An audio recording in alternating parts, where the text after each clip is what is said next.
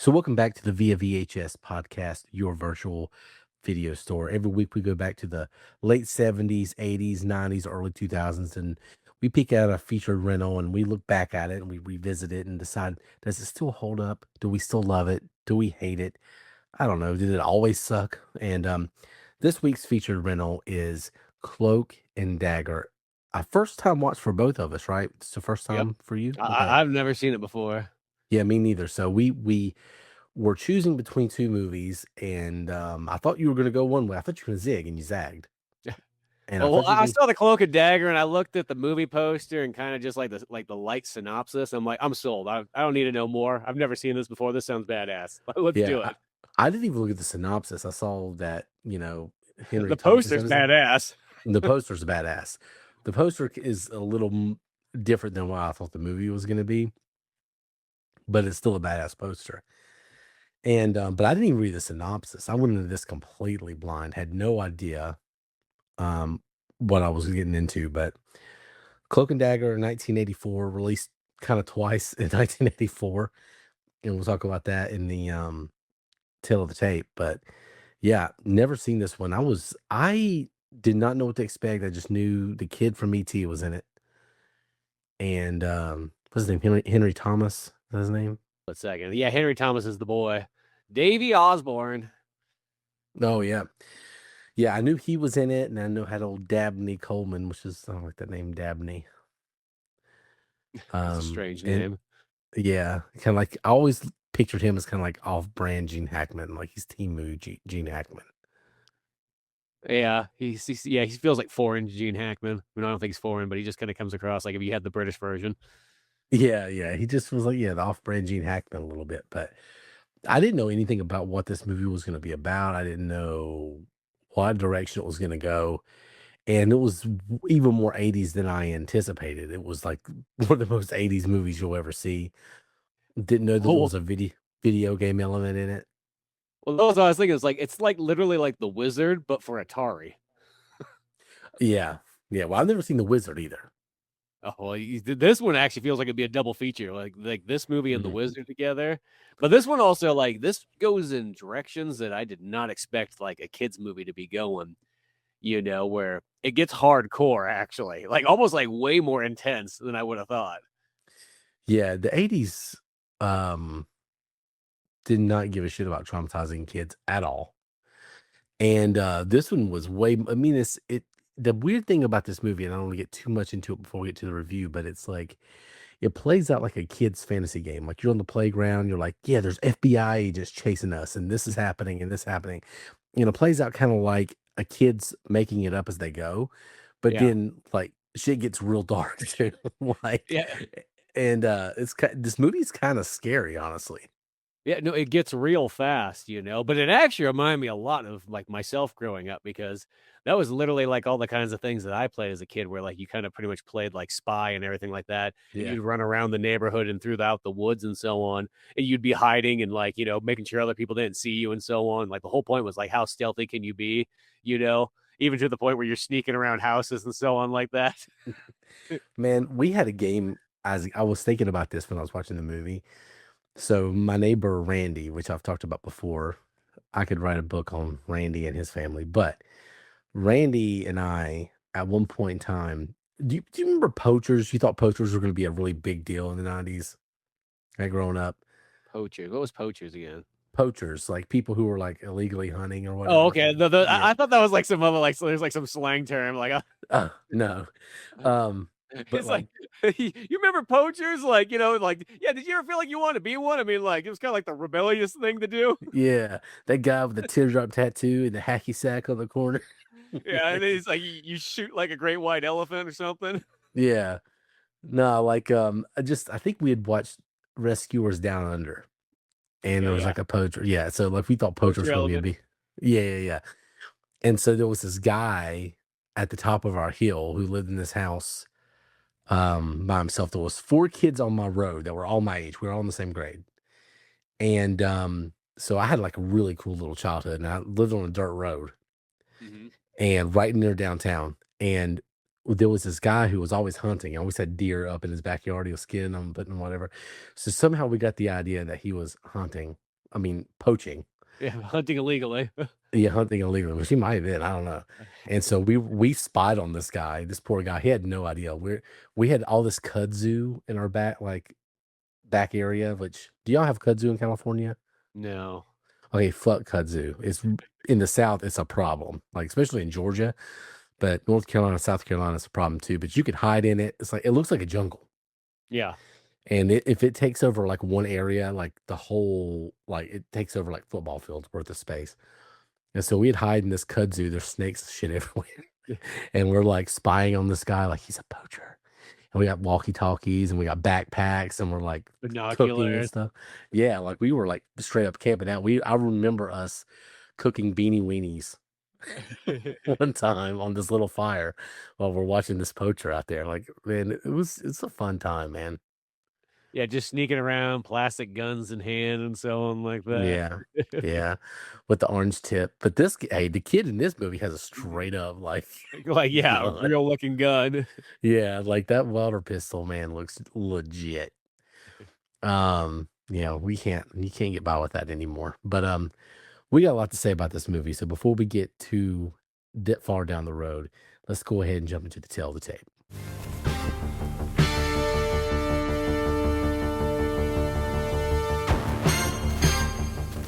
All right, so if you never listened to the show before, the tail of the tape is when we go back to the week the movie was released, and we kind of just relive some of the pop culture surrounding the movie, maybe some music, maybe some news and world events, which I have a little bit of that this week. And then we always look at the box office and kind of see how it played out for this movie in theaters, what it was up against, when it was released. Now, Cloak and Dagger is kind of weird because it was technically released twice in 1984. The first time, and if you go on Wikipedia or if you go on like IMDb, it says July 13th, 1984. But when it was released, it was a limited release and it was as a double feature with The Last Starfighter. See, and I'm thinking that was one of those ones though that like only very few people were able to see that. Like you had to be in the right city to go out. Like I can't imagine that being a common thing that like like a bunch of theaters carried. Yeah, I think what was going on was The Last Starfighter got a full wide release, but Yeah. some theaters had this as a double feature. So I don't know. I read somewhere I saw that they put it around this time to compete with the Summer Olympics because kids are going to be bored with the Olympics, I guess. So yeah, let's get them in the theater for like 5 or 6 hours. So maybe Yeah, they I had this saw that playing in their too, and I mind. was like, they're like, kids these days don't like sports; they like video games. You know? Yeah, yeah, they like spy thrillers and stuff like that. And of course, this movie's released in 1984, which was the box office year. I think maybe number one. It's between this Big and one. yeah, 99.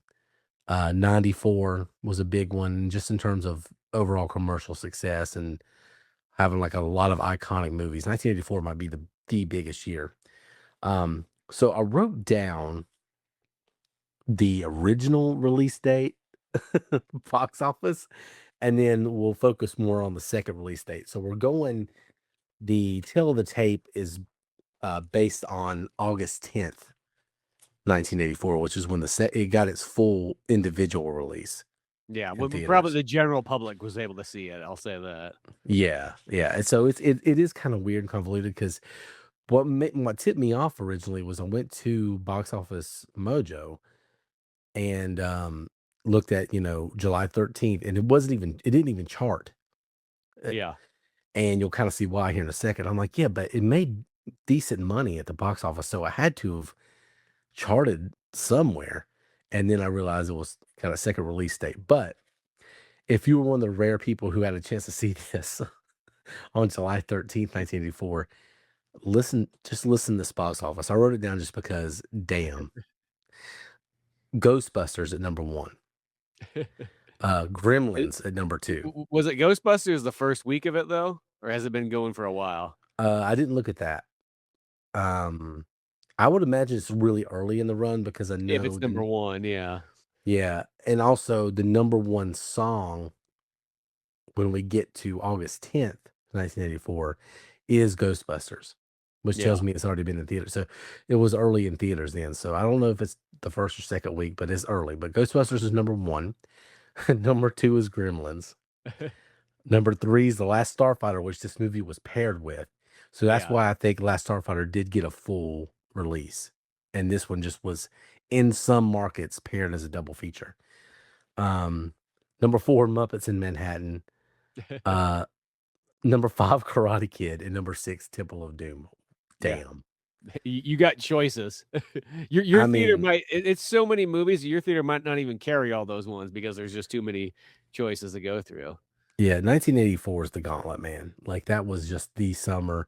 In the holiday season, you get Beverly Hills Cop, you get a few other big ones. So 1984, man, was if you did not bring like I mean, these are all franchises still. Ghostbusters, Gremlins are making a third one. Last Starfighter, I don't know. Muppets still going on. Karate Kid just had Yeah. another movie and a TV show. Indiana Jones just had another movie. I mean, these are all these are like in their prime and they're in the theaters at the same time. And like that's a lot. Yeah. Yeah, no, you got a lot there. But it's actually interesting when you get to August, there's a big dog at number 1 there that just came out on its first week. Well, I want to talk about that because the ironic thing is that's the movie we almost did. Oh, Because yeah. remember, I asked you, I said, do you want to do number one at the box office August 10th, 1984 is Red Dawn. Yeah. And I sent you Red Dawn and Cloak and Dagger, thinking for sure you're going to say Red Dawn because I know we both love that movie. And I was like, I want to give him options, but I know what he's going to say. And then when you came back with Cloak and Dagger, I was like, well, I'll be damned because I was not expecting that. But we had I both think it's never 'cause seen it. I So looked at Cloak and Dagger and I was like, I've never seen it and it sounds interesting. I'm like, let's yeah, do that. I love Red Dawn. That's actually one of my favorite movies, but me too. Me too. Then I'm glad we saved it because, we got to talk about Red Dawn. That might be a good one for July, actually. We're yeah. celebrating America. Um, They'll be on our 4th of July bash for 4th of America July 250. bash, oh, America and big old titties. Um, Oh, yeah. yeah, step into it. Red Dawn's number one at the box I gotta office say, speaking of Macho Man, I ran across one of those Slim Jim Macho Mans. They with got the him in the American American. flag, God, so bro. so amazing. Bro, I would sell all kinds of weird shit to get that. It's just whatever body fluid you want, Yeah. plasma, you name it. I'm not gonna name them all, but you can have it. Um, Red Dawn, number one at the box office, August 10th. So we're at August 10th, 1984. This is when Cloak and Dagger got a full release. Number two is Ghostbusters still. Hasn't moved a whole lot. No, it hasn't moved a whole lot. Which is another reason I think Ghostbusters was very early on in his run when it got the original release. Which makes Um, sense. It says it's only on its 10th week by August 10th. So yeah, oh man, Ghostbusters might have been out because that was less than a month later. yeah, So Ghostbusters, damn. Ghostbusters was huge, y'all. I mean, it's still a big deal, but it was huge. yeah. Um, but Red Dawn number one, Ghostbusters number two, Purple Rain. Mm-hmm. We're at peak 80s right now. Really, yeah. Revenge of the Nerds in number four. Number five and six are two other movies that were still around a month ago, Karate Kid and Gremlins. And then at number seven, coming in at number seven, which sounds bad, but when you consider the competition, it's pretty impressive. Cloak and Dagger at number seven, just above the re-release of Jungle Book and Temple of Doom and Never Ending Story. I mean, 84 is the champ. It's the GOAT. I'm sorry. 84 is the GOAT. I just, you go to that top 10, that's just insane. Well, and then All franchises. you got one more kind of large movie in the long run, cult, classic. But Buckaroo Banzai premieres the same day too. Yeah. Buckaroo Banzai. It doesn't make nearly the same money as all these other ones. No. You and we need to review that one because we both have kind of different opinions of Yeah, that I one. wouldn't mind seeing it again. I remember I only watched it once, but it was kind of, it was years ago by now, but it was kind of after like I heard a bunch about it. So I kind of went into it with high expectations. I remember watching me like, this is what people were talking about. I thought this was Mhm. just kind of okay. Like, what the hell's going on here? I was, Yeah, I don't know. Maybe I was expecting a lot more out of it, and then it was kind of like goofy, and I was like, huh. But maybe with a second watch, but it's one of the weirdest viewing experiences I've ever had because it feels like you're landing in the middle of a TV show, and you're on episode like 54, and it acts like you know all the characters. It acts like there's all kinds of content. Like it's that's a weird. Plus, it's just odd. The whole movie is rock and roll, but also kind of like they're in weird outfits. Jeff Goldblum is there being Goldbloomy. It's a weird movie.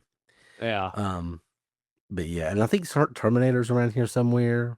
yeah. Terminator's 84, so Yeah, so I mean, you have it's Terminator just might a be coming up just a little bit like in the next month or something. yeah. I can't remember when it was released. Maybe it was closer to the holidays, but yeah, that's your box office for that. Wrote down some other things. 84 Olympics are going on. Yeah, but if you're into Cloak and Dagger, you don't care about the You don't give a fuck. Olympics. You can't like sports and Cloak and Dagger. I mean, Okay. sometimes like Olympics is one of those ones where they always feel kind of like not to say there's not some interesting stuff that happens there and very talented people, but it always feels kind of like the least interesting version of sports. I am a massive sports fan. I love sports and I don't give a fuck about the Olympics. Like Yeah, the I care about the basketball and I've always liked boxing. I love boxing. So well, yeah, boxing's always good. yeah, I like boxing a lot in the Olympics, and it used to mean a lot more. Um, but I just can't I don't care about the sprinting. I don't care about long jump. I don't care about any of that stuff. Like I Yeah, just it's just how I feel. I just always feel it seems kind of like about the only thing that I may watch is I don't mind a little bit of the weightlifting, but even that's kind of seeing its day yeah. But the 84 Olympics in Los Angeles and they'll be back. in Los Angeles. Yeah, 2028. You gonna go? Yeah. I know a guy who's going to be in it, so Oh, you do? yeah, What event? weightlifting. Oh shit. Damn. Okay. That's pretty awesome. And then there was a lady that was in the Winter Olympics that's from up the road here. I don't know who she is, but I just see a sign that says that. I don't think she won any medals, but it's still pretty cool that she went. But there you go. Oh, this is also the same week, the same day, August 11th, 1984. Same day that Ronald Reagan made those controversial bomb Russia jokes. He had a hot mic and he's like, hey, I know the problem for the Soviet Union. We're dropping bombs in 5 minutes. And he really said that. And it was on a hot mic and it caused all kinds of controversy because, well, I mean, tensions were high. you know, Paranoia was high. if you did that nowadays, that would just be like another Tuesday. Oh, gosh. We're going to bomb them. It's like, we might though. I mean, that was literally today. Yeah, we're going to go back and look at Cloak and Dagger. So we'll be right back in just a moment with a rewind review.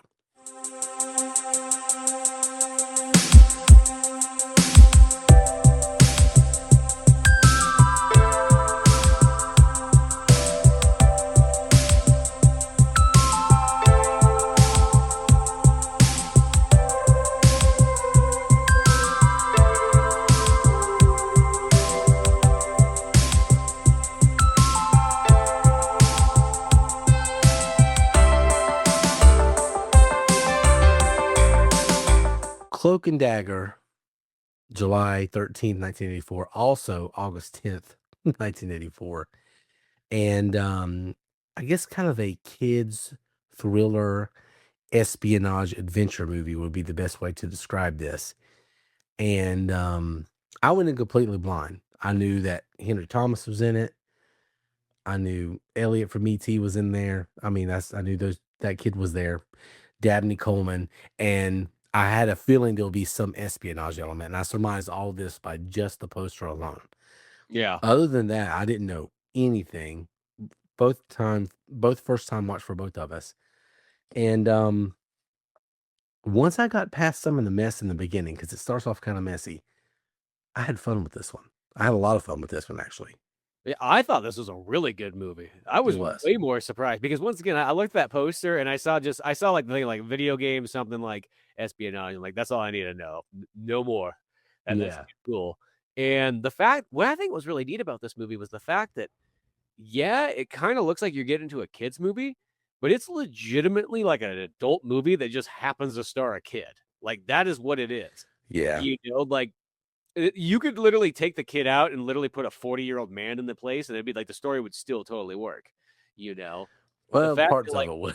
I mean, well, yeah, "I love you, dad." Thanks for being my Like hero. Also, here's my imaginary friend, Dabney Coleman. yeah.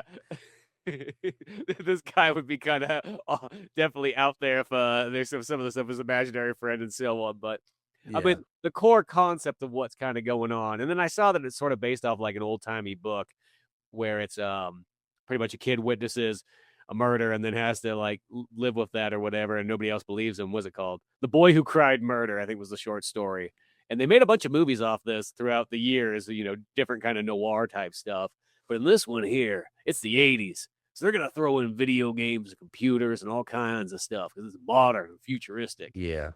It doesn't say Russians in here, I don't think really, but there's a tinge of that Cold War paranoia that kind of layers over this whole thing. And espionage and government secrets and all this stuff that was like really hot in 1984. And of course you have the kid from ET, Yeah. fresh off ET, so he's like, very well. He's like the Macaulay Culkin of the 80s. Yeah. He literally is of He's the early '80s. Yeah, I mean, he was in ET, he's in this, he's in that the Quest movie, which is also called Frog Dreaming, which I've never really understood. I almost did that one. That's not the quest of Jean-Claude Van Damme, is it? No, Okay. no, he does. That would be fun though. But yeah, he's in this movie called The Quest, which in some markets is also called Frog Dreaming. Like, how you get that? I don't even know. Um, I like the frog dreaming title. I think that sounds pretty cool. it's I'm it's intrigued. I don't know what that is, but I'm intrigued for sure. right. Well, I am intrigued as well, which is why I almost did that one instead. But we ended up here with Cloak and Dagger, which I've always wanted to see this one. But it's really easy to surmise from the poster. I mean, Cloak and Dagger, that always means espionage. So I knew I was getting that. But here's the thing with this movie. You have to look at it from the perspective that it's a kid's imaginary game, because it feels like the game we were talking about this earlier in the episode, games that we would play as a kid. You're on the playground, you're making up a storyline, and some of it's convoluted, some of it doesn't make sense. You haven't flushed out all the characters, you don't know what the bad guys motives are.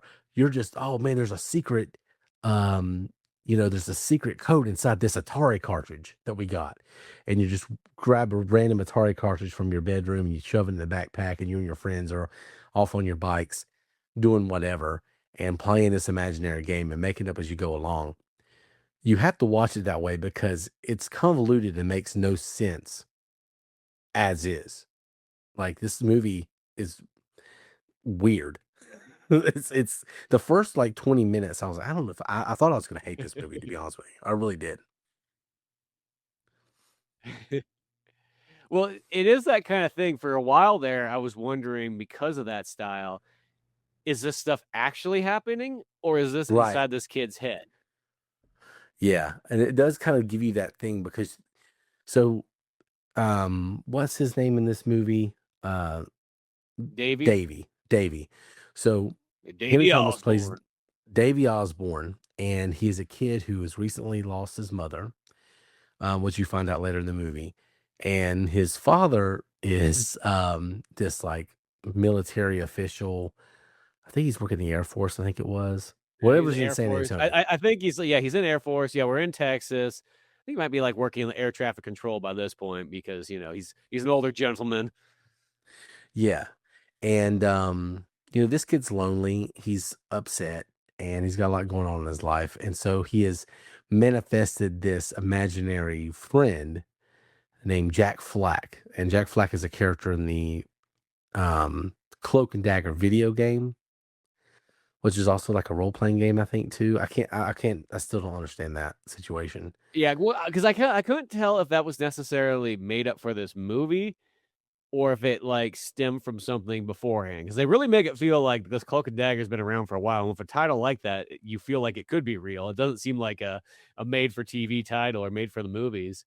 You Yeah. know? I was wondering if it was like a Dungeons& and Dragons type spin-off game that was just kinda more Metal Gear Solid like, um, or if it was just straight up made for this movie. I know there's a video game for it that you see the game in this movie, but, like, there actually is a video game, though I think they come together at the exact same time, and there's a Cloak and Dagger game for Atari, which is technically only an arcade one, but then they put it on the 5200 for this movie just so you could see it there. Technically, they cheat, but it's Yeah. running the Yeah. arcade unit going through it, so it looks like it's playing off the 5200. Yeah. It's kind of convoluted, the whole Cloak and Dagger thing, but in this world that Davy lives in, that is a very popular game. And Jack Flack is the main character of this game. So his imaginary friend is Jack Flack. And Jack Flack in this movie, because he's lonely, kind of represents his courage, his like, you know, all the things that he lacks, he's insecure about. Like, that's his hero. Jack Flack is going to help him guide through anything. So that's Dabney Coleman plays both his dad and Jack Flack, which is obviously all kinds of symbolism and stuff there. But he plays two roles in this movie, and he's even talking shit about himself, which is pretty interesting. Well, that's what I Um, love about the Jack Flack character is that, like, he just kinda, like he talks to him, like, literally like a spy thing where it's like, "Yo, you know, some of these guys aren't gonna be your friends, and you gotta be on your own now," you know what I mean? Like, you gotta know and he even tells him to steal stuff and all kinds of things there. He's like, "It was for the mission."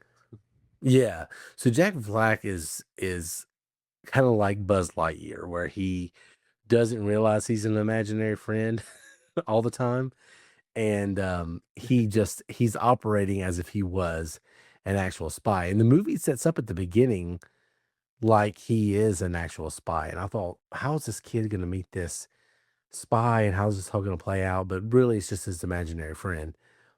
Yeah, And he's they're literally just playing a board game, like, him and, like, the girl next door or yeah, whatever are playing, pretty much with, like, rolling dice and, like, moving their characters around in this Cloak and Dagger game and so on, and, she's just kinda hangs out just because. It's like, she's not really into these games, but this is, like, the only person she's got to hang out with, so she just kinda puts up with it, and she gives a lot of attitude. yeah, she's like, yeah. So you have the little friend character, and the beginning of the movie is really weird because it starts off like this Cold War espionage. Jack Flack's infiltrating this party, and there's like gunfire, and he has to kill this woman and kill this other guy. And then as you think it's selling into this espionage movie, all of a sudden you see these giant red and yellow dice come in, and like they're like tumbling at him. It was really surreal. And I'm like, what the fuck is going on? So that's when I knew it was going to be like a gameplay kind of movie. And I thought, like you did, I thought it was going to be inside his head. And that's where all this was going to play out. But it's kind of weird, Yeah. honestly. But Once it gets kinda started, you see kinda what it is. It's a kid who's really into video games and really into pretty much like 007 like characters and so on like that. Sam Fisher, Solid Snake, that kinda guy. Really into military stuff. I mean, he's got even all kinds of play sets upstairs of kinda like the war reenactment type stuff and so on. All of this kinda like even though there's video games in here, but still like in a lot of proto video game kinda era. Like, if this was only like 10 to 20 years later, it would be a different kind of layout that he would have, but the story could still 100% work. It still yeah, fits in there so much. But instead, we're using Atari, 5400 or 5200 cartridges and all that kind of stuff. Which a lot of times they refer to them as tapes. I kind of forgot that there yeah, was a time period where people said tapes because they were used to it from VHSs and cassette tapes. And I always think that's so weird. But then they also mention cartridges at the same time too, so that they yeah, use both words interchangeably. yeah. People were still figuring out what that shit is. And then I think by the time adults finally got around to figuring out their cartridges, then they started making them putting on CDs or Yeah. discs or whatever.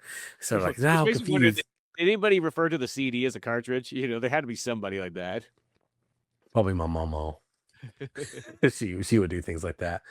Um, but yeah, so it's this kid. Okay, so he's just lost his mom. Okay, his dad is a hardworking man. He's in Yeah. the military, and the thing about this movie that just blew my mind, especially as a dad now, because my kids just turned 7. My oldest one did. This kid is 11 years old. He just lost his mother. His dad is working all the time. And at one point in this movie, he's getting ready to pull a double shift. And he's like, I know you just lost your mom. and all that stuff's going on. But I'm gonna go work a double, Yeah, and you're a you man just now. yeah, you're a man now. You're a man of the house, So here's a and pack of cigarettes, and a bus pass. yeah, You can go down to the factory and get yourself a job. he just leaves this killer. You hear Gen Xers talk about being latchkey kids and like having all this freedom and all that stuff, and you kind of like roll your eyes. You're like, rose-colored glasses. You're romanticizing it, but no, they let these fuckers do whatever they wanted. This kid's not just being left alone at 11 years old. He's riding his bike all over San Antonio, going into whatever building he wants to, like just free reign to do all kinds of dumb shit, which is what he does. But Well, I kid you not, if I was probably in a city, like, I probably would have been like that too. See, I just lived in the mountains so that you had to walk like 30 minutes before you even hit civilization. yeah, So like you just instead just ventured out in the middle of the woods, that kind of latchkey style. yeah, yeah. I mean, I think in the 90s they had toned it down more. Like I was allowed to go out on my own and do a lot of the shit 80s kids did and go into the woods and go hang out at the creek and go do all kinds ride my bikes around Yeah, the just mean streets of downtown Troutman. just cruising. Yeah, like I had a lot of freedom, but then there was a little bit more parental involvement, I felt like, than some Yeah. of these Gen X kids Well, got. Like, I feel like in the 90s there was a little bit more. It seemed like there was more of a connection to your parents. Like, like you're still kind of more part of a team, it felt like in a weird way. Then yeah. you in the 80s, there's always this distance kind of feel still. Yeah, it almost was. It feels like I listen to it, and I don't, I don't want to shit on Gen X, but it feels like there was almost resentment towards kids. Like they're mad that you have the youth and you don't have to work and you don't have all these things. So it was just like, take care of yourself. I was like, 11 years old. I don't think you're even legally allowed to let 11-year-olds stay home by themselves anymore. I think it's 12 is the Is earliest that what it now. is? I Yeah. might be wrong about that, but I Next thing think, you know, it'll be like 22. yeah, yeah, exactly. It's like, but it's that weird conundrum too. Like you hear all this stuff about, well, all these crimes have went down and that things are safer for kids these days. And, less of these bad things happen, but parents are still being helicopter parents, not letting their kids do sleepovers, letting their kids ride their bikes everywhere. But then you're like, okay, well, are those crime statistics down because we're being, you know, more cautious and being more aware of what's going on and not letting baby Jessica fall in a well and like all this shit, it's weird to think about because this kid, Davy, just does what he wants. He gets on his bike and rides up to the mall to this back room of this video game store. The guy, I'm not saying he's doing anything weird, But but he looks like he would. But yeah, he goes to hang out with the old nerdy guy who actually that guy looks like he could fit in like the last 50 years generations. Like you could place that guy in a 2002 movie and that guy looked like he'd fit instantly in there. He looks like Yeah. a man out of time almost. I don't know. He doesn't look like he's from the 80s, that nerdy guy that owns the store. He's the quintessential nerdy like electronics guy. Yeah. That's who he is. I mean, Just it's just that character's look is timeless. yeah. And he's got the hacker look. It's kind of like last week when we were talking on Deep Impact about the guy who finds the meteorite. Things are kind of messy and whatever. But like for some reason, Davy and then this girl who's his neighbor girl, Kim. Kim, they just go hang out there, which is a cool place to hang out. And there's all these video games and stuff. But I mean, I kid like, you not, when I was a kid, I pretty much did the same thing when I was like 10 years old. I would just get like dropped off at like the video game store and I would like hang out in there for like an hour and a half, like while my mom was like shopping or something like that.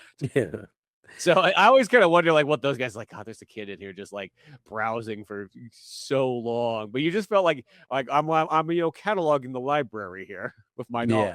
yeah, yeah, yeah. I didn't have a really good place like that. I would go to the mall sometimes, or we call it the small because it was the tiniest little damn mall. Signal Hill Mall, Statesville, North Carolina. Look it up. Really good dead mall videos on that one. But man, there was a KB Toys in there, and I would go. Ooh. Yeah, Yeah, I remember hanging out with the KB Toys for quite a long time. yeah. KB Toys. What I didn't. I never went into Toys R Us as a kid. We I had only one went in there a Akron. few times. KB Yeah. Toys was kind of the main one I went to. Went to an FAO Schwartz a few times as well, but not a whole lot. Yeah, I've never been to one of those either. I don't think we even had those here. Well, at least I I know don't there's one in New remember. York. Just remember I've seen it in a movie, but there's one in San Yeah. Francisco, and I went only been there a couple times when it used Mhm. to exist.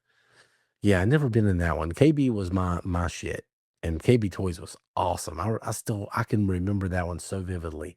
Yep. But yeah, like these kids are just, going to the mall and hanging out in the video game store and riding their bikes into wherever they want, which is kind of what starts the story off. We're not gonna go through the whole plot, but what happens is Davy and Kim are really annoying the shit out of this video game clerk guy. Like they're playing with all the stuff in there, the walkie-talkies, which they end up just stealing. Stealing. Yeah.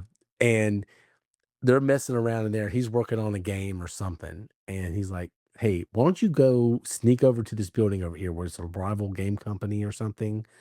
Or Textronics is what it was called.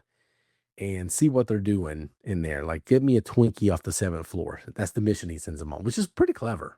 You Yeah. know, Get Shit. the kids something Once to do. again, I remember doing that same thing for the game store. They like the guy would just be like, "Hey, you know what? I'll give you a free, game if you go out and buy me a soda and a couple other things at the grocery store." So I went out and did it, and I Oh, got a pick really? from one. They did like the games right there, just the loose disc games or something.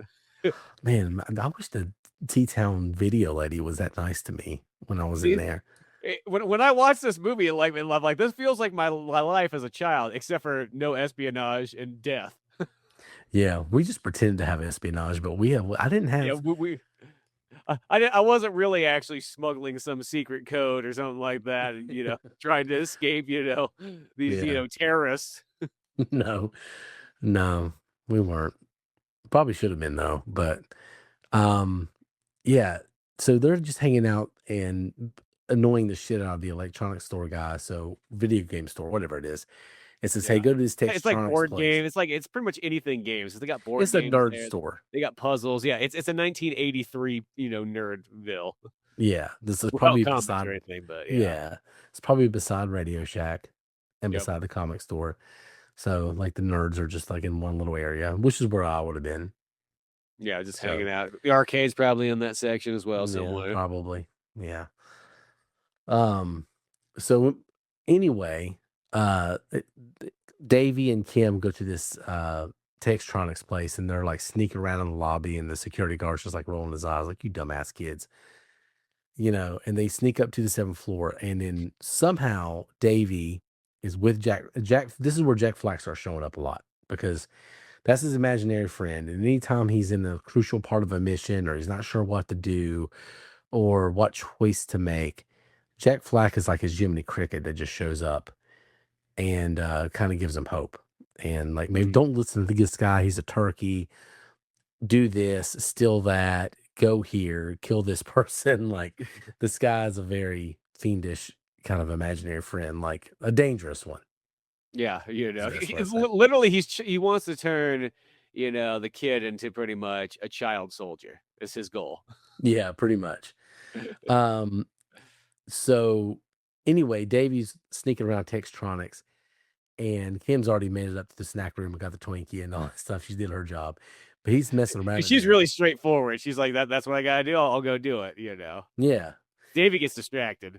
he gets very distracted. He's us, and he sees like these bad guys beating up another person and something going on, and he freaks out.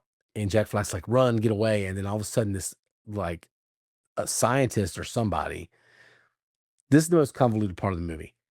He stumbles down steps. He's like shot or something, and he's like, "Here, take this Atari cartridge, which happens to be Cloak and Dagger, which also happens to be your favorite game that Jack Flack is also in, and also hide it or give it away or take it to the FBI or something." I think he says take it to FBI, I think right? he says the FBI. Yeah, yeah. Yeah.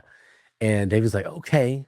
And so what's going on is there's a this is why it feels like it's from a kid's brain. There's a secret message inside the Atari game. So it's basically Cloak and Dagger, but if you score the right amount of points in the game, which we'll find out later, you stumble upon the secret government message, which is the most convoluted way to do this, but that's what's going on. but it's got stealth bomber, kind of 3D diagram in there for a new spacecraft or a new Yeah.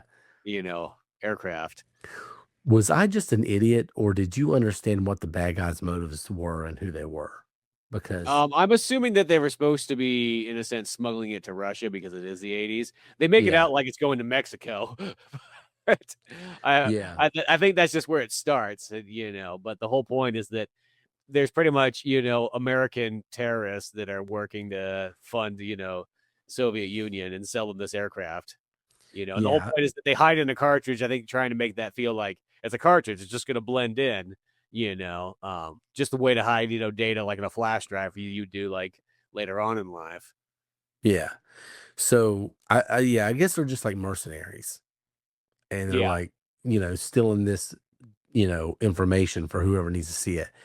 So now that Davey has the tape, he's a target, and everybody who's had the tape, the cartridge. Now that he's got the cartridge, he's like a target, and everybody who's kind of like adjacent to him, who has also touched the cartridge or seen it or know about it, they all got to be eliminated. And little by little, everybody does start getting eliminated. So now Davey's on the run. Yeah. And here's the thing about this movie that pissed me off the most. Like, it's a not a bad element of the actual movie. I feel like it's a very realistic element of the movie. But this kid Davy is literally on the run from killers. Like, he is running all over the city. They're literally shooting at this kid, trying to kill him. Yeah, And these guys are looking forward to kill this kid, like, yeah, they hardcore. really want to. Like, it's really kind of creepy how like much they're looking forward to it. Maybe if they would have stopped with the, monologues, they could have. The movie has a lot of that. Like, I'm gonna kill you. I'm gonna kill you real good. Like, I'm really gonna like it. Like, I'm gonna lick my lips when I'm doing rubbing my belly button, and I'm gonna, really enjoy it. I'm like, dude, shut the fuck up and just shoot the kid. Like, Yeah. but they won't do it. Um, but can't remember where I was going with that. Yeah, you got lost in the monologue. It's just that, "Don't talk, just do it." Yeah, just do it. So they're really trying to kill this kid, and he's running all over the city. He's on his bicycle, and he runs into several adults, and he tells them, "Hey, these people are trying to kill me. I'm in trouble." Like, he's hiding under a table at the Riverwalk in San Antonio, and these people are like, "My fries are getting cold. Get the fuck out of here, kid!" Like, they don't. Nobody helps this kid.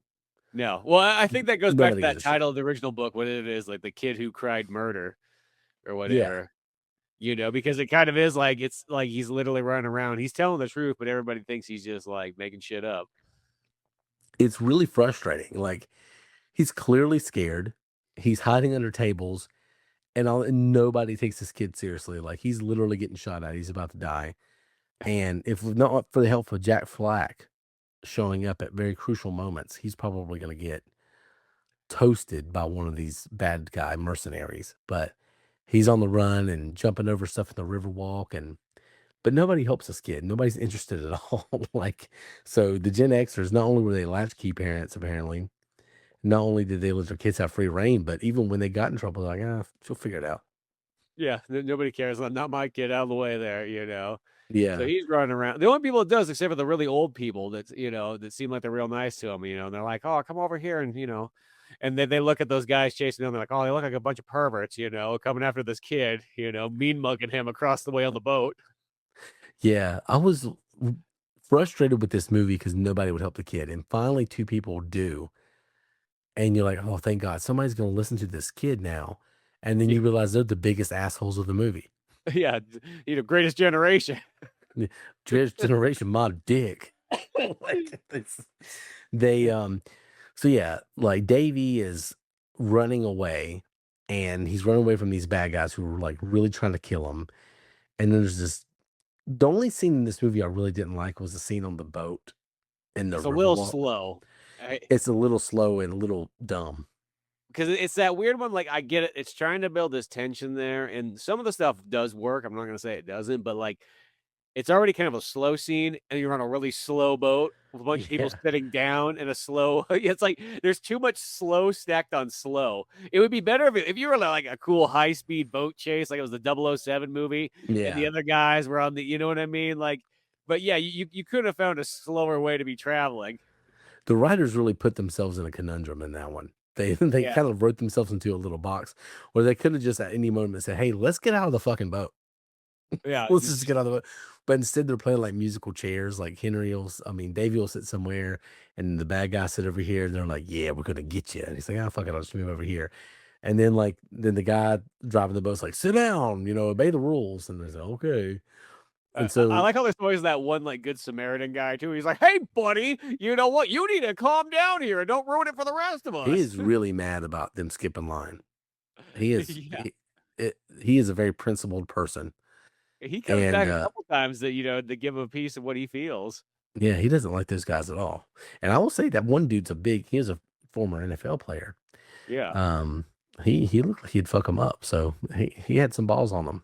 But yeah. So the boat scene's kind of dumb. They're in the river by the river walk, and they're just in this little tourist boat, and they're just like basically playing musical chairs. It's just it's and that finally, one where it's like the core part of the idea of it's not bad. It's just you need something just to move a little bit faster. yeah. And again, no adults on this boat are interested in helping this kid at all, except for No. two people that are the old couple that ends up being the biggest dickholes in the movie. But I kind of like that though because like I actually almost didn't see that coming that I was didn't it. either. I Like, didn't. so I give it a lot of credit for being like, oh, okay. It was a good twist because you feel like they're throwaway characters at first. Yeah, Like you're that's gonna all I see thought them they on were. this boat. Yeah, Yeah. yeah. You're gonna see them on this boat. You're never gonna see them again. They end up being like extremely crucial to the movie. So, Yeah. Davy sits down between these two old people, and finally, the bad guys who are trying to kill him are just like, "Damn it, we can't get them." And I don't think they know who the old people are either. No. Because they Yeah, even mentioned that at one point, they're like, "We don't know who we're supposed to be dropping this off to, but, we're just the middlemen in a sense. yeah. They're So just doing a gig to get paid, and they like to shoot children." yeah. And all this bad stuff's happening, and Davey finally like confides in his dad and tells the truth. And he's like, "Damn, that's crazy. Well, I gotta work a double tomorrow. So I guess just lock the doors and shit." Yeah, and stop playing those video games, they're making you go Yeah. loony. Yeah, they're rotting your brain, these video games. So of course shit hits the fan. He's got his walkie-talkie, he's calling Kim, he drags her into all this mess. Um Kim tries to tell her mom, and all she's cared about is Dick. She's like, Yeah. "Oh, is Davy's dad single? Like, oh, his mom's dead? Like, what's he like?" And she's like, she's not your type." "Well, how do you know he's not my type?" And I'm like, Well, what's the Lady, Air Force pension like? yeah, exactly." She's like, "Yeah, what's that Air Force pension like? How much money does he make? What kind of cars does he drive?" Yeah, she's just, chomping at the bit, I guess. And so Yeah. she's not interested in helping her daughter either. It's all these Um, single parents running around. yeah, all these single parents running around, these little orphan kids just running amok in San Antonio. Hey, they got a Oh my bus god. pass. With a bus pass, you got freedom. Oh yeah, you got a bike and a bus pass, you're going like, damn. You're only an hour from Austin too, Yeah, that's true. or so. So yeah, they're running around. These bad guys are trying to get them. They finally break into Davy's house. They mess everything up. Um, which this all happens on his dad's double shift, so he never comes home to see it. Um, and basically it's just gallivanting about San Antonio and hiding in different places while Jack Flack, the imaginary friend, who's also Dabney Coleman, who's also Davy's father, comes in to help every once in a while. And that's basically the movie. And it is a lot of moving around and a lot of n- crazy thing happens at this place, crazy thing happens at this place. But they add some twists in there, like the old people becoming bad guys. Yeah. They That become the makes main us bad guys too. yeah, the main bad guy. So the movie it's really got a lot of twists and turns, and the tension keeps building. And I didn't really care for the first act of this movie. The first 30 minutes were kind of messy, but once this movie goes, the second those bad guys break into Davy's house and try to get him, from that moment on, this movie is really, really exciting. Yeah. I mean, I still liked a lot. I think I liked a lot of the intro stuff because I love seeing just especially all the Atari stuff that's laying Oh around there. yeah, Because like Davy's room's got a bunch of cool Atari posters. He's even got an ET poster. I mean, it makes sense that he's an ET, but it's just funny to see that in hindsight. yeah, Like it is I was wild. yeah, just seeing this ET promo, like, oh man, that game's gonna fucking rock, man. Yeah, slap that Yeah, poster on my wall.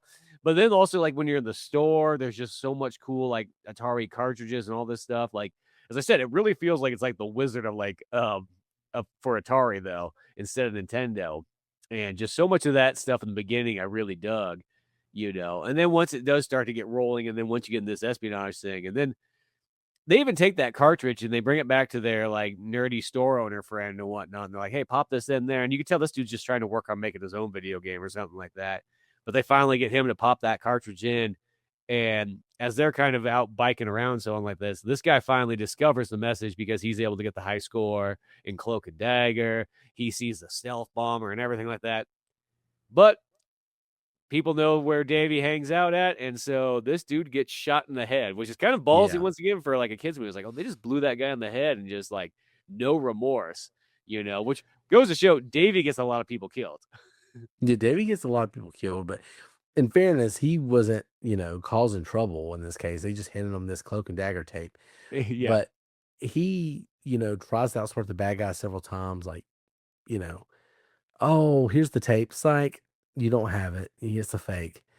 Yeah. Um, Running And around with his he's fake got some gun. balls on it too, where like they go to do a trade off because the bad guys capture Kim for a moment, and then they meet like on this bridge to do the trade, and he like goes the thing, and he holds the cartridge over the wall and be like, "I guess you'll have to dive for it then," and Yeah. whatnot. And then the football player dude holds Kim over the wall and be like, "We could drop both of them."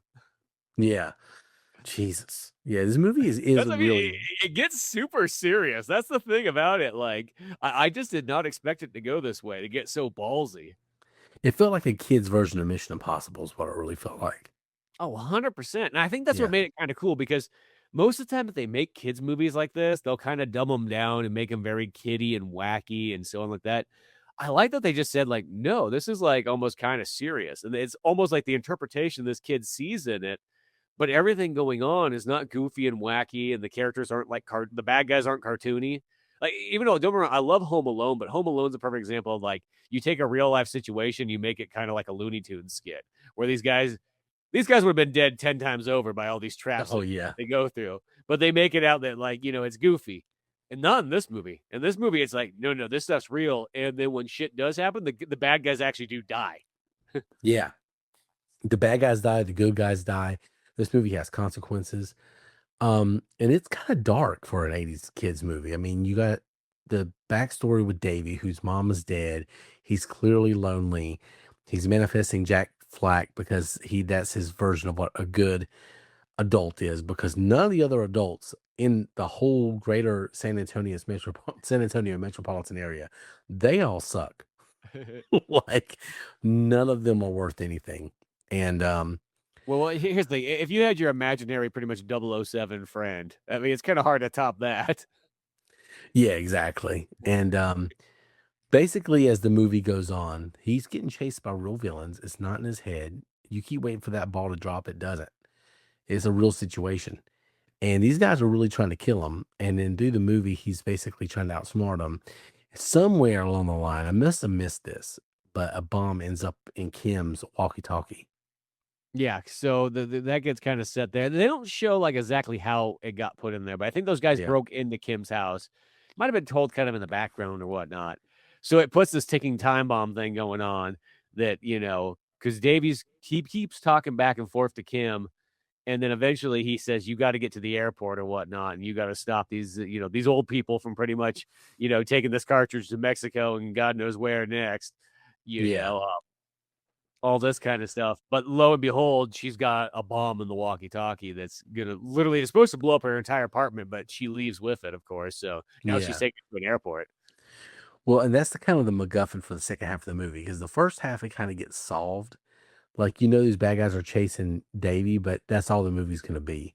So they had to add something to make the third act like really interesting, and they add that bomb to the walkie-talkie, and that adds the tension for sure. I mean, this movie is really really good. The second and third act of this movie in particular, especially for a kids movie. Can you imagine if we watched this as kids? We would have loved it. We would have been playing Oh this yeah, game.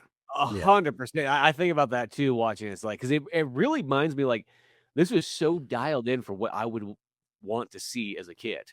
You Oh, know, yeah. I want to see the stakes real. I want to see it kind of taken serious. I don't want to see goofy, cartoony stuff, and this delivers on all that there. And the fact that, yeah, people do die in it, I think is really what adds to it, you know. Yeah.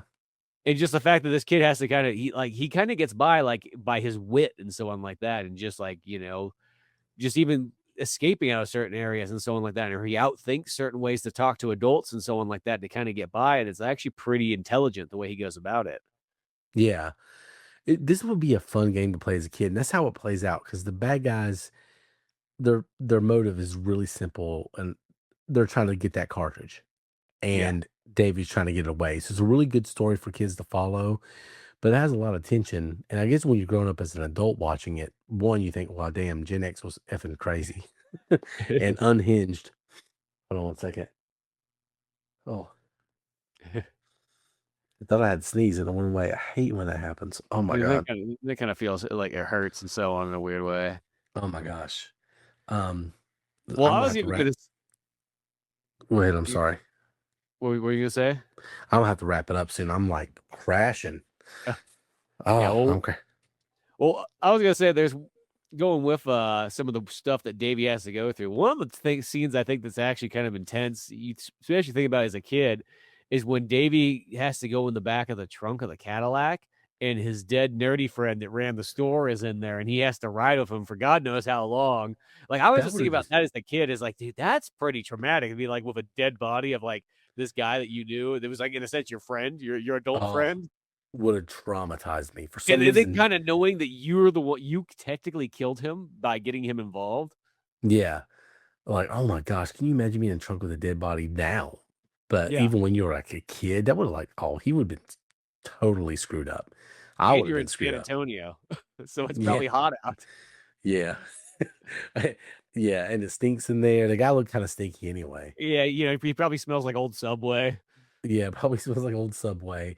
So it's probably not the most pleasant decomposition ever. It's just a weird situation. And he just handles it. He takes it like a champ. Yeah, he does, He's like, he follows orders and, like, Yeah, he's just like, "Yeah, my dead friend is back here, so what? I got shit to do." You know what I mean? I got this Atari cartridge to retrieve. He just goes about it. But he's a total patriot, realistically, let's be honest. Davey here, he goes above and beyond the Call of Duty, when he doesn't have to do this. He yeah. coulda just gave that up, but, he's doing it for his country, that he knows he doesn't want that cartridge to get in the wrong hands. Well, Davy, one thing about him is that he actually cares about everybody.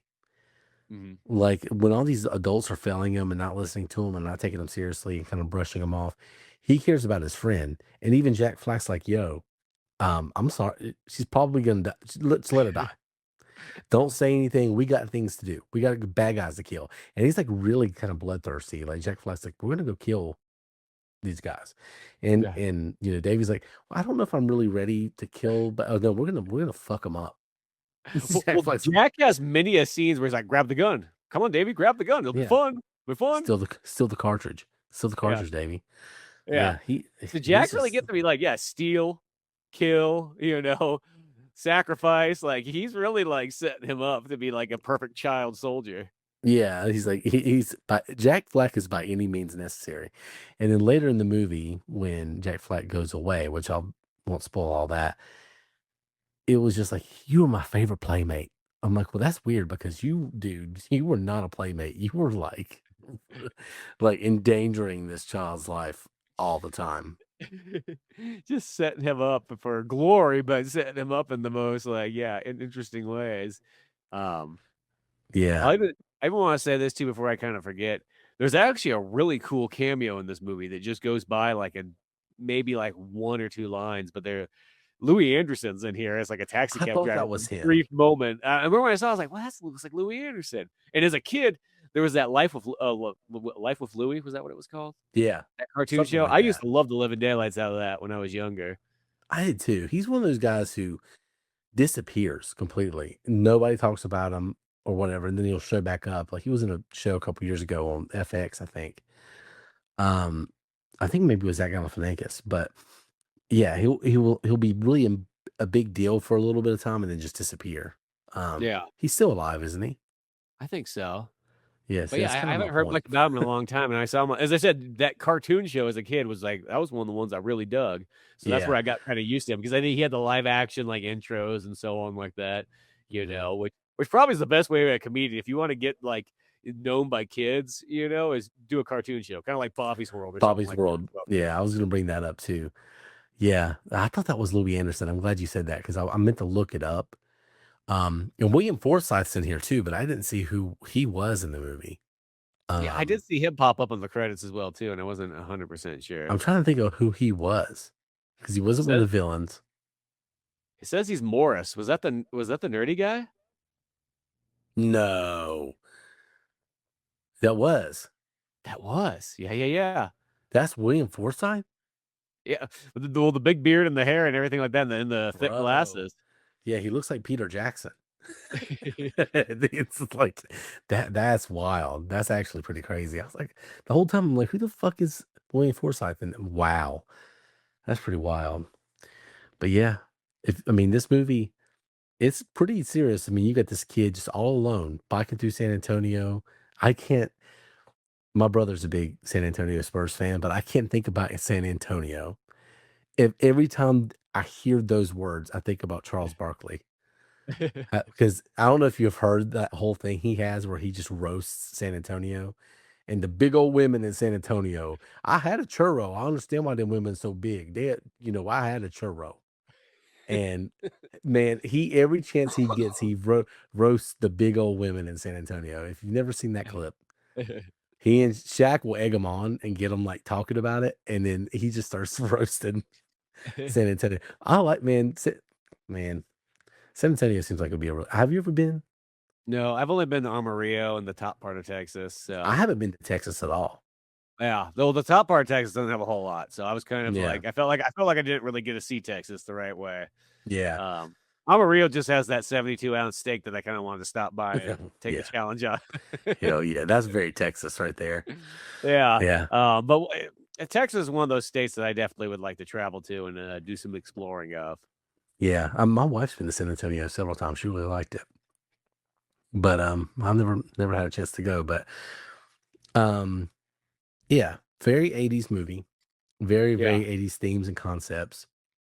Um, tonally, this movie it it is actually a cohesive tonally, but the whole time you're asking, is this really where it's going to go? You keep waiting for it to flip its switch and become a kids movie or become more lighthearted, and it kind of sticks with that tone. Like this is fun, but there's real danger. Well, And because even at the end, it's like you're literally on an airplane, pretty much like a bomb and a terrorist plot and everything like that of just trying to stop this thing.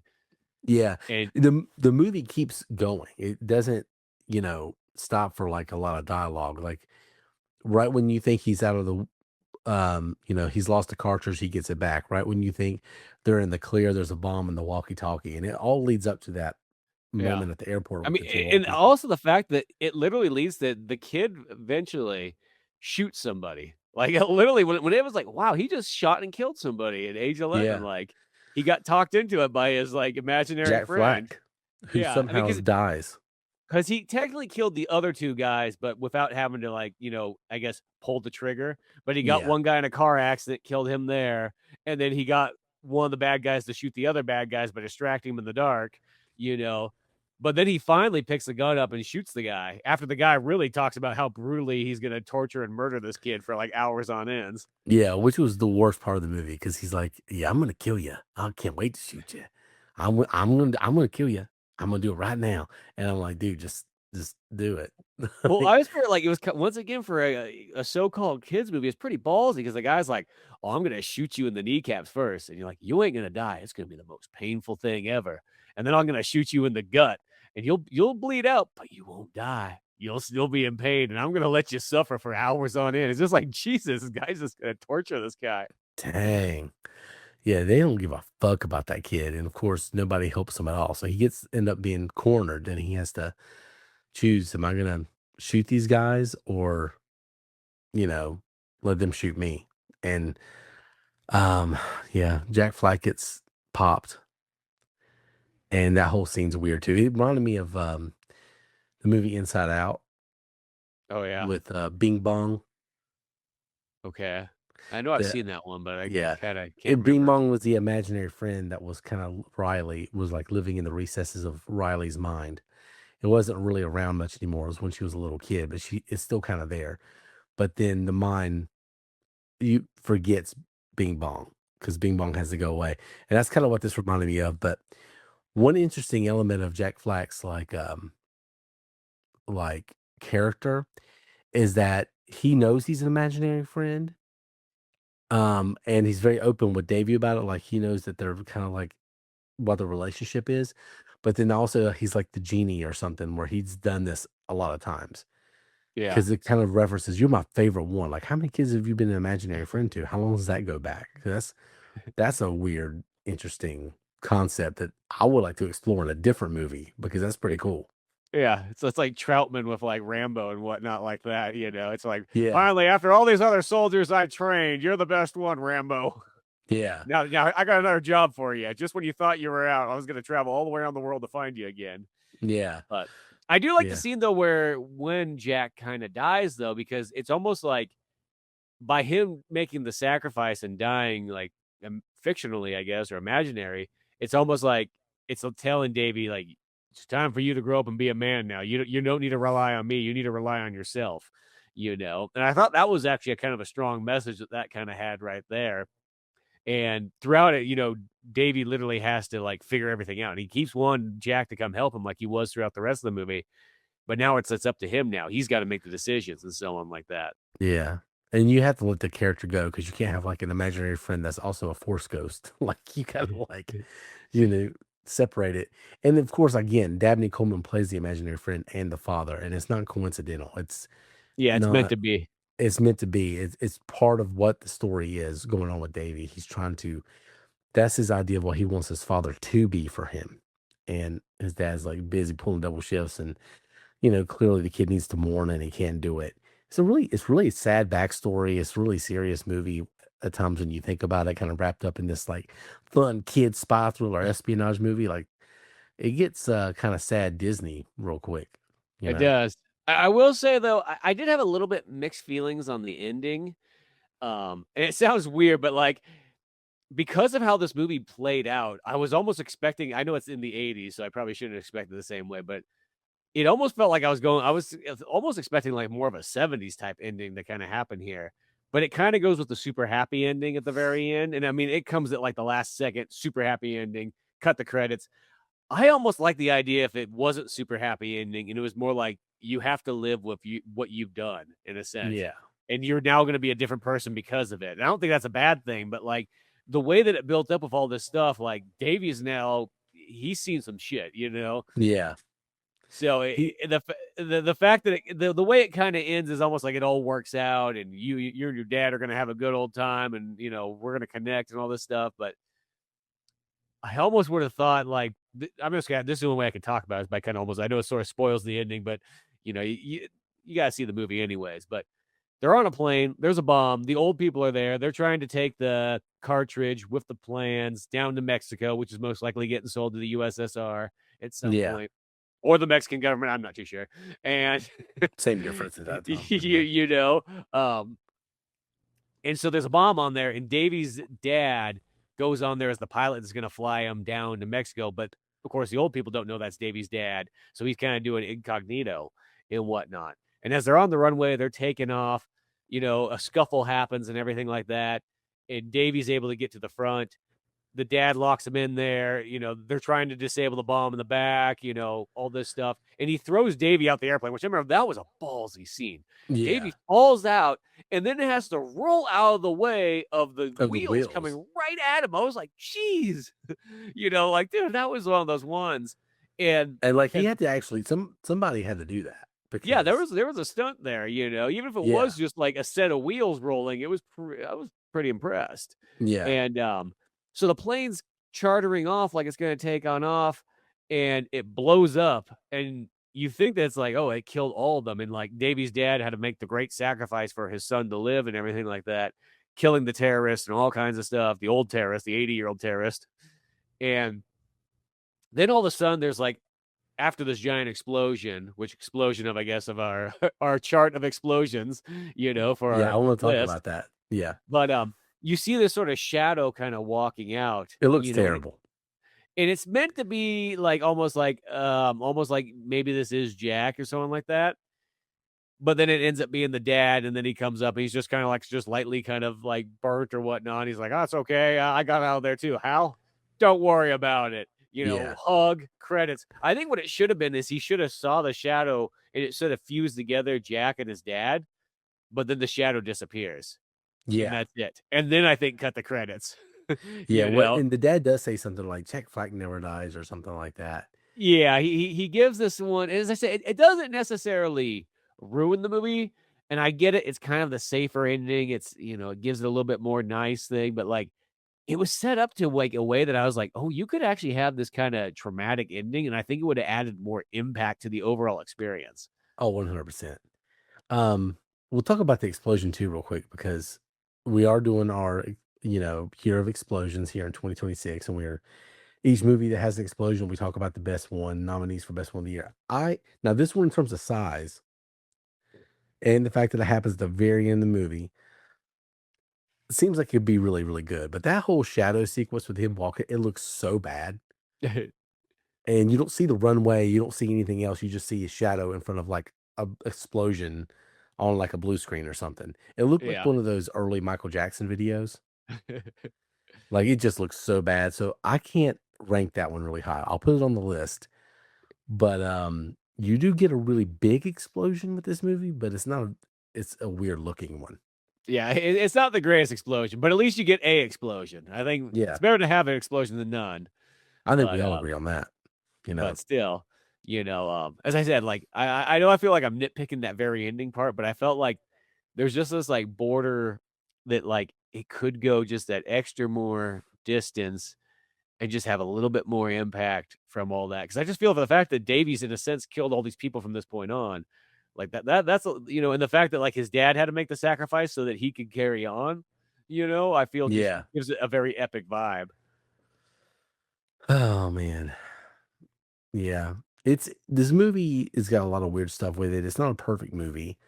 I'm surprised it's not bigger than it is and Yeah, talked because about as much. I think that's really good still. It's like, well, yeah, once again, it's not a perfect movie. It's still got some like goofy parts and a little bit of slowdown here and there, but I think the overall story, the concept, just especially if you're into retro video games, like the Atari stuff that's thrown throughout here is Mhm. really neat and all that stuff. And then, I mean, even topping it off, it does come from, I saw that the screenplay is by Tom Holland, not to be confused with Spider-Man, but the dude Yeah. who did Fright Night and all Yep. that stuff. So I'm like, oh, that's pretty Child's Play. badass. Yeah. So it's got a good crew kind of working together on it. And yeah, it's kind of a hidden gem flick, like legitimately a hidden gem one. I mean, I know it's in Yeah. 1984, so that might be part of it, but Yeah, I think part of it's 1984. Part of it is that it's the other Henry Thomas movie. It's kind of yeah, like, with Teen Wolf is still kind of a big deal, but it's also, not Back to the not Back to the Future. Future. Yeah. So it's like, I think that's part of it too, and why it gets hidden. But this was one I wish I watched growing up. I would have loved pretending this game because it does feel like a kid's made up playground imaginary game. And Mhm. if you watch this movie, you have to watch it through that context. Because if you have to try to be like, what are these bad guys doing? What does this all mean? You lose the suspense of them trying to, hunt this kid down, and you look at it through his eyes because it is kind of convoluted and weird. But if you look at it like a kid's imaginary game, this is crazy good. And there's some slow parts for sure. We mentioned the boat scene. I like the boat. I don't think you get slow in that boat. That boat Yeah, might be one of the slowest scenes I've ever seen in a movie. that's I one of the gotta worst say. action scenes I've ever seen. It's Yeah. Yeah, it just felt like an Austin Powers scene, like, it was like it's almost comical, like, just move around the boat, like, what the fuck? And, Yeah. yeah, the boat should have been there for, like, 2 seconds, like, he just jumps on the boat for a second and gets And right then off. jumps on shore. Yeah, like that's Yeah, all. Because I'll yeah. say the build up, like when they're in line and everything like that, and it's like, oh shit, oh shit, oh shit, like get on the boat, and then all of a sudden it's like, wait a second, guys, like, we're all filled up. And then of course those two people are like, oh, I forgot my wallet. Well, it is tense, and even on the boat, it's kinda tense, but it gets overlapped by just the stupidity of the whole situation. Yeah, once You're like, they're "What?" on the boat, it's just like, okay, we've gone too far. But Yeah, and yeah, I beyond I that, I slightly disagree with you on the beginning. Like, I did like seeing all the Atari stuff, but also the first, like, 10, 15 minutes, I actually thought I was gonna hate this movie. I really did not like the first little bit of this movie. I'm like, "Where's this thing going? What even is this?" But once it gets suspenseful, like, once he finds that cartridge and then they actually try to kill him, you realize it's like whether it's in his dream or not, which it ends up not being, even if it was, it's gonna be a very suspenseful movie, and it doesn't lay off the rest of the time. It just keeps escalating and getting worse. This kid's seeing dead bodies, his friend's about to die, his friend's mom's about to bone his dad, and, like, it's just like it's a lot going on. yeah, exactly. Like his best friend, the girl next door might become his sister. Yeah, exactly. Which we didn't talk enough about that girl. She did a good job in this No, movie. yeah, she really. You know what's funny? When I was watching this movie for a split second, I'm like, "Is that the chick from Night of the Comets? Like Oh, the yeah. younger sister?" Because I was like, I was almost thinking, but I'm like, I forgot. Night of the Comets is actually older than I think it's about really about the same time as this movie, Yeah. and it's nuts. Because I was thinking it was. I'm like, well, if Night of the Comet was that 87? Like in 3 years, she could have almost been that person because they got similar faces. But then it was Yeah. nuts. Oh, it's not. Never mind. Yeah. I could definitely see where you'd think that too. And plus this movie feels like it's older than it is. It doesn't feel like 84. Yeah, it feels like Um, 81. I don't know why. In my mind, I picture 81. yeah. But Um, but this is post ET Henry Thomas. This is, after this kid is in the biggest movie of all time up to that point. And the ET poster was really cool. I yeah, should have had my ET poster up for yeah, this. the ET Atari poster, I thought that was, like, the coolest part about it, Yeah. you know, Um, just for that being there and I'll say this, the game itself is pretty badass. If you get a chance, check that one out. It's a twin stick shooter like Robotron, which is one of my favorite arcade games, and it's actually a pretty well-made one too for especially at the time.